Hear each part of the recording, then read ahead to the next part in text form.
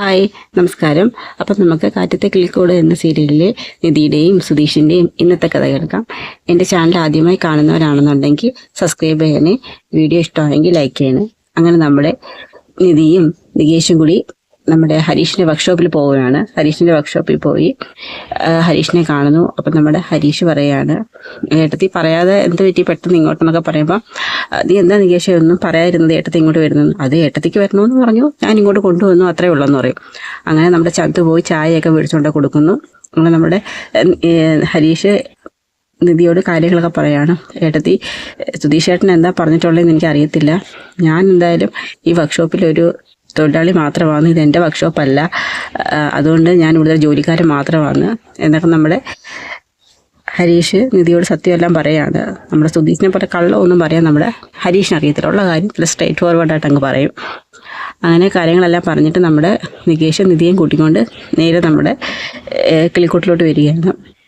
അപ്പം നമ്മുടെ സുധീഷ് അകത്തോട്ട് വന്ന് അവരെ, എന്തൊരു ചൂടാണ് ഇവിടെ, ഒരു സെൻട്രലൈസ്ഡ് AC വെക്കണം. ഉടനെ നിധി ഇങ്ങനെ സുധീഷിനെ സൂക്ഷിച്ച് നോക്കുകയാണ്. സെൻട്രലൈസ്ഡ് ACയോ? അതെ, ഭയങ്കര ചൂട്. ഈ വീട് മുഴുവൻ ഓരോ ഭാഗത്തും നല്ല ഹോളുണ്ട്, അതിനകത്തൂടെ നല്ല രീതിയിൽ കാറ്റും വെളിച്ചമൊക്കെ കയറും, എന്നിട്ടല്ലേ AC വെക്കുന്നത് എന്ന് പറഞ്ഞു. അപ്പം നമ്മുടെ സുധീഷ് ഇങ്ങനെ വല്ലാതിരിക്കുകയാണ് കേട്ടോ, ഒരു കളിയാക്കാൻ പറ്റില്ല. അപ്പം കുറച്ച് കഴിഞ്ഞിട്ട് നമ്മുടെ നിധി പറയുന്നുണ്ട്, ഞങ്ങൾ ഹരീഷിൻ്റെ വർക്ക്ഷോപ്പിൽ പോയായിരുന്നു. വർക്ക്ഷോപ്പിലോ?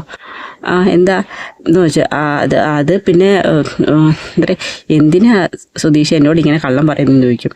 ഞാൻ എന്താ പറയുക, ഹരീഷ് മെക്കാനിക്കൽ എഞ്ചിനീയറിങ് അതില്ലേ സുധീഷ് എൻ്റെ അടുത്ത് പറഞ്ഞതെന്ന് പറയും. അല്ല, അത് പിന്നെ എന്താ പറയുക, സുധീഷിന് എങ്ങനെ തോന്നുന്നു ഇങ്ങനെ കള്ളം പറയാൻ? ഒരു മര്യാദയില്ല, ഇങ്ങനെ ഒന്നിനും മേലെ ഓരോരോ കള്ളം ഇങ്ങനെ പറഞ്ഞുകൊണ്ടിരിക്കുക. എന്തിനാ ഒരു സാമാന്യ ഇത് വേണ്ടേ കള്ളം പറയുന്നതിന്? ഒരു കള്ളത്തിൻ്റെ പുറത്ത് അടുത്ത കള്ളം, എന്തിനാ ഇങ്ങനെ കള്ളം പറയുന്നതെന്ന് നമ്മുടെ നിധി ചോദിക്കുകയാണ്. അപ്പോഴത്തേക്ക് അത് അപ്പോഴത്തെ ഒരു ഇതിലങ്ങ് പറഞ്ഞതാണ്. അപ്പോഴത്തിൽ പറഞ്ഞതോ? അല്ല, ഞാൻ സുധീഷിനോട് എന്തെങ്കിലും കള്ളം പറഞ്ഞിട്ടുണ്ടോ അതിന് ഓപ്പോസിറ്റ് പറയാനായിട്ട്? സുധീഷ് പറയുന്ന എല്ലാം കള്ളത്തരവോ, മെക്കാനിക്കൽ എഞ്ചിനീയറാണെന്ന് പറയുന്നു, എന്തിനു വേണ്ടി ഇങ്ങനെ കള്ളം പറയുന്നു പറയുന്നത് നമ്മുടെ നിധി സുധീഷിനോട് ദേഷ്യപ്പെട്ട് അകത്തോട്ട് കയറി പോവുകയാണ്. അതിനുശേഷം നമ്മുടെ ഭാസ്കരൻ ഒരു മൂളിപ്പാട്ടൊക്കെ പാടിക്കൊണ്ട് നമ്മുടെ വീട്ടിലോട്ട് വരികയാണ്. അപ്പോൾ അതിൽ കയ്യിൽ വലിയൊരു കവറൊക്കെ ഇരിപ്പുണ്ട്. അങ്ങനെ അകത്ത് പോയി ചെന്ന് വലിയൊരു ചുറ്റിയിലും ആണിയൊക്കെ എടുത്തുകൊണ്ട് വരുന്നു. അപ്പം നമ്മുടെ നികേഷ്, എന്തിനാ വെച്ചാൽ ചുറ്റിയിലൊക്കെ എടുക്കുന്നത്? അതൊക്കെ കാര്യമുണ്ടാ എന്ന് പറഞ്ഞുകൊണ്ട് കവർ കയ്യിലോട്ട് കൊടുത്തിട്ട് വലിയൊരു ആണിയൊക്കെ അടിച്ച് അതിനകത്ത് നിന്ന് എല്ലാവരെയും ഞെട്ടിച്ചുകൊണ്ട് നമ്മുടെ സുധീഷിൻ്റെയും നിധിയുടെയും കല്യാണ ഫോട്ടോ എടുക്കുകയാണ്. അപ്പോൾ അന്ന് കൊടുത്ത പെൻഡ്രൈവ് താഴെ വീണപ്പം ഭാസ്കരൻ എടുത്തുകൊണ്ട് പോയി അത് ഫോട്ടോയൊക്കെ ആക്കി ആൽബമൊക്കെ സെറ്റ് ചെയ്ത് കൊണ്ടുവന്നതാണ്. അങ്ങനെ വലിയൊരു ഫോട്ടോ ഒക്കെ എടുത്ത് ഫ്രണ്ടിലങ്ങ് തൂക്കുന്നു. അതിനകത്ത് നമ്മുടെ എല്ലാവരും ഉണ്ട്, സുഭാഷും സുധീഷും നിധിയും ഹരീഷും ഭാസ്കരനും നികേഷും എല്ലാവരും കൂടി നിൽക്കുന്ന ഒരു ഫോട്ടോ എടുത്ത് ഫ്രണ്ടിലങ്ങ് തൂക്കുകയാണ്. അത് കണ്ടപാടെ നിധി ഭയങ്കര ഷോക്ക് അടിച്ച് നിൽക്കുകയാണ്. അപ്പോൾ നമ്മുടെ സുഭാഷ് ചോദിക്കുന്നത്, എന്തിനാ വെച്ചാൽ ഇപ്പം എന്തിനാന്ന് ചോദിക്കും. എന്തിനാ? അതെന്താ നിനക്കറിയത്തില്ലേ, കല്യാണം കഴിഞ്ഞ് ഇവരുടെ ഒരു കല്യാണ ഫോട്ടോ വീട്ടിൽ വേണ്ടി, ആരിലും ഒന്ന് വീട്ടിൽ കയറി വന്നാലോ, എന്നാൽ ഇതിൻ്റെ കാര്യമുണ്ടോ, ഇപ്പോൾ ഇതിൻ്റെ ആവശ്യമുണ്ടോ, ഇതൊന്നും വേണ്ടെന്ന് ഞാൻ പറഞ്ഞില്ലേ എന്ന് പറയും. അപ്പം നമ്മുടെ ഹരീഷ് സുഭാഷിനെ ഇങ്ങനെ നോക്കുകയാണ്. അപ്പം പെട്ടെന്ന് നമ്മുടെ നിധിക്ക് കരയണോ എന്തെന്നറിയാൻ വയ്യ, പെട്ടെന്ന് ഓടി പുറത്തോട്ട് ഇറങ്ങി പോവുകയാണ്. അപ്പോഴത്തേക്ക് നമ്മുടെ സുധീഷ് നികേഷിൻ്റെ തോളിൽ കൈയൊക്കെ ഇട്ടിട്ട് ഇങ്ങനെ നിൽക്കുകയാണ്. ചേട്ടനെ കാണാൻ എന്തൊരു നല്ല ലുക്കാണ് ഇല്ലേടാ, ചേട്ടനെ കാട്ടി ലുക്ക് ഏട്ടത്തിയമ്മയെ കാണാനോ? ഓ, അല്ലെങ്കിൽ നീ അവളുടെ ആളാണല്ലോ എന്ന് പറയുന്നു. അപ്പം നിധി പുറത്തോട്ട് ഇരുന്ന് കരഞ്ഞപ്പോഴത്തേക്ക് നമ്മുടെ സുഭാഷ് ചേട്ടൻ ഓടി വരികയാണ്. അപ്പോൾ ചോദിക്കും, എന്തിനാ സുഭാഷ് ചേട്ടൻ ഇങ്ങനെയൊക്കെ ചെയ്യുന്നത്? ഇനി അപ്പോഴത്തേക്കും മോളെ, ഞാൻ അറിഞ്ഞില്ല, ഞാൻ അന്ന് കൊണ്ടുവന്നപ്പോഴും ഞാൻ പറഞ്ഞു ഇതൊന്നും വേണ്ടെന്നുള്ളത്. ഇതുകൊണ്ടൊക്കെയാണ് സുഭാഷ് ചേട്ടൻ ഞാൻ പറഞ്ഞത്, ഞാൻ ഇവിടെ നിൽക്കുന്നില്ലെന്ന്. ഞാൻ ഇവിടെ നിൽക്കും തോറും ഇങ്ങനെ ഓരോരോ പ്രശ്നങ്ങൾ ഉണ്ടായിക്കൊണ്ടിരിക്കും. ഇപ്പോൾ തന്നെ മാരേജ് ഫോട്ടോ സെറ്റ് ചെയ്ത് കൊണ്ടുവന്നു. ഞാനിവിടെ നിന്നാൽ ഇനിയും ഞങ്ങൾ തമ്മിലുള്ള കല്യാണം എങ്ങനെ കഴിഞ്ഞെന്നുള്ള കാര്യം സുഭാഷ് ചേട്ടൻ അറിയാമല്ലോ. ഞാൻ അധിക നാളിവിടെ നിന്ന് കഴിഞ്ഞാൽ ആർക്കും എന്നെ പിരിയാൻ പറ്റത്തില്ല, പിന്നെ അവരുടെയൊക്കെ മുന്നിൽ ഞാനൊരു മറ്റൊരാളായി മാറിപ്പോകും. അതുകൊണ്ട് വേണ്ട സുഭാഷ് ചേട്ടാ, എനിക്കിനി അധികം നാളിവിടെ നിൽക്കാൻ പറ്റത്തില്ല എന്ന് പറഞ്ഞ് വളരെ വിഷമത്തോടുകൂടി പറയുകയാണ്. അത് കഴിഞ്ഞ് നമ്മുടെ സുഭാഷ് ഇങ്ങനെ വിഷമിച്ച് നിൽക്കുകയാണ്. നമ്മുടെ ഹരീഷ് അങ്ങോട്ട് വരികയാണ്. അപ്പോൾ ഹരീഷ് പറയുന്നു, എന്താ സുഭാഷ് ചേട്ടൻ്റെ പ്രശ്നം? എന്ത്? അല്ല, സുധീഷ് ചേട്ടനെ കല്യാണം കഴിഞ്ഞപ്പോൾ തൊട്ട് സുഭാഷ് ചേട്ടൻ ഭയങ്കര ദേഷ്യമാണല്ലോ. എനിക്കൊരു ദേഷ്യവും ഇല്ല. എന്താ സുഭാഷ് ചേട്ടാ ഇത്? സുഭാഷ് ചേട്ടൻ ഇങ്ങനെയൊന്നും അല്ല ഞങ്ങൾ കരുതിയത്. അവർ തമ്മിൽ ഒരുമിച്ച് ഒരു മുറി കിടക്കാൻ സമ്മതിക്കത്തില്ല.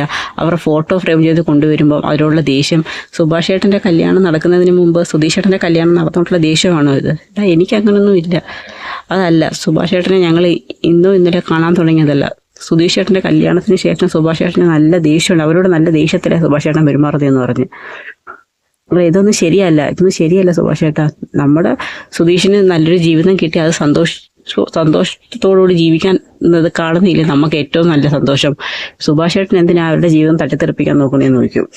അങ്ങനെ ദേഷിച്ച് പറഞ്ഞു നമ്മുടെ ഹരീഷൻ കയറി പോവുകയാണ്. സുഭാഷിന് സത്യമൊന്നും പറയാൻ പറ്റത്തില്ലല്ലോ. സത്യം പറഞ്ഞ വലിയൊരു ഭൂകമ്പം തന്നെ അവിടെ ഉണ്ടാവും. അതുകൊണ്ടൊന്നും പറയാതെ എല്ലാം കുറ്റവും നമ്മുടെ സുഭാഷ് തലയിൽ ഇങ്ങനെ ഏറ്റുവെക്കുകയാണ്.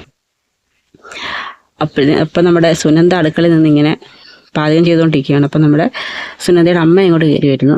അപ്പം പറയുന്നത്, എത്ര നാളായി നിൻ്റെ അച്ഛൻ ഇങ്ങോട്ട് വന്നിട്ട് പോയിട്ട്, ഇപ്പം പെട്ടെന്ന് വരുന്നെന്ന് പറഞ്ഞ് ചെയ്ത്. അച്ഛൻ വരുന്നുണ്ട്, നിൻ്റെ അമ്മ എന്താ കാര്യമെന്ന് എന്നോട് പറയാതിരുന്നത്? അത് വരുന്ന കാര്യം ഞാൻ തന്നെ ഇപ്പോഴാണ് അറിയുന്നത്, പിന്നെ അങ്ങനെ നിൻ്റെ അടുത്ത് പറയുന്നതെന്ന് പറഞ്ഞ്. എന്തോ അത്യാവശ്യ കാര്യമുണ്ടെന്നൊക്കെ പറഞ്ഞു എന്ന്. ഇനി വന്നാലും നിൻ്റെ കല്യാണം നടത്തണ്ടായോ? ഇപ്പം തന്നെ വയസ്സ് എത്ര ആയെന്ന വിചാരം? നിൻ്റെ കല്യാണം നടത്തിയതിന് ശേഷം പിന്നെയും പോകണ്ടേ, പിന്നെ അതിൻ്റെ ബാധ്യതകളൊക്കെ തീർക്കണം, അതിനുശേഷം പിന്നെയും പോവും. പിന്നെ എന്തു ചെയ്യാനാ എന്ന് പറഞ്ഞ്. അങ്ങനെ അച്ഛൻ്റെ അപ്പം അച്ഛൻ്റെ കാര്യം പറഞ്ഞുകൊണ്ട് നിൽക്കുമ്പോൾ പെട്ടെന്ന് കാറിൻ്റെ ഹോണടി കേൾക്കും. നോക്കുമ്പോൾ അച്ഛൻ ഇറങ്ങി വരുന്നു. അങ്ങനെ നമ്മുടെ ഗംഗാധരനും കൊണ്ട് കൂടെ രണ്ടുപേരും കൂടി അകത്തോട്ട് കയറി വരുവാണ്. നമ്മുടെ സുനന്ദയുടെ അമ്മ സങ്കടപ്പെട്ടൊക്കെ എത്ര നാളായി ചേട്ടാ കണ്ടിട്ടെന്നൊക്കെ പറഞ്ഞ് ഒരു പരിഭവമൊക്കെ പറയുന്നുണ്ട്. അതിനുശേഷം അകത്തോട്ട് കയറി വരുമ്പം സുനന്ദ ഓടി വരുന്നു. എനിക്കൊന്നും കൊണ്ടുവന്നില്ലേ അച്ഛാ എന്നൊക്കെ ചോദിക്കുന്നു. നിനക്ക് പുതിയതായിട്ടൊന്നും ഞാൻ വാങ്ങിച്ചില്ല മോളെ, പഴയതൊക്കെ തന്നെ കൊണ്ടുവന്നേക്കെ ഇരിപ്പുണ്ട് എന്നൊക്കെ പറയും. അങ്ങനെ അവർ തമ്മിൽ സംസാരിച്ചതിന് ശേഷം പറയും, എന്താ അളിയാ പെട്ടെന്ന്? വന്നതിനൊരു കാരണം ഉണ്ടെന്ന് കൂട്ടിക്കോ. നിന്റെ പഠിപ്പൊക്കെ എങ്ങനെ പോകുന്നടി? കുഴപ്പമില്ല അച്ഛാ, ഇപ്പോൾ സെക്കൻഡ് ഇയർ അല്ലേ എന്ന് പറഞ്ഞു. കുഴപ്പമില്ല, നന്നായി പോകുന്നൊക്കെ പറഞ്ഞ്. ഞാൻ പെട്ടെന്ന് വന്നത് നമ്മുടെ സുനന്ദയുടെ കല്യാണമായിട്ട് ബന്ധപ്പെട്ട കല്യാണം. അപ്പോൾ നമ്മുടെ സുനന്ദയുടെ അമ്മയ്ക്ക് സന്തോഷമാവും. എനിക്ക് പരിചയമുള്ളൊരു ചെറുക്കനാണ്, നല്ല ആലോചന, നല്ല വീട്ടുകാരാ, അപ്പോൾ ഇത്രയും പെട്ടെന്ന് നടത്തണം, അതിനും കൂടി വേണ്ടിയാണ് ഞാൻ വന്നതെന്ന് പറയും. അപ്പോൾ നമ്മുടെ സുനന്ദയുടെ മനസ്സെന്ന് പറയുന്നത് സുഭാഷ് ചേട്ടനാണല്ലോ. അപ്പം അവർ കല്യാണത്തിൻ്റെ ചർച്ചകളൊക്കെ നടത്തിക്കൊണ്ടിരിക്കുന്നതാണ് ഇന്നത്തെ കഥ അവസാനിപ്പിക്കുന്നത്. അപ്പോൾ നമ്മുടെ അതിൻ്റെ അടുത്ത വിശേഷങ്ങളൊക്കെ ആയിട്ട് നമുക്ക് നാളെ കാണാം. അപ്പോൾ എല്ലാവർക്കും ഒരു ശുഭദിനം ആശംസിക്കുന്നു.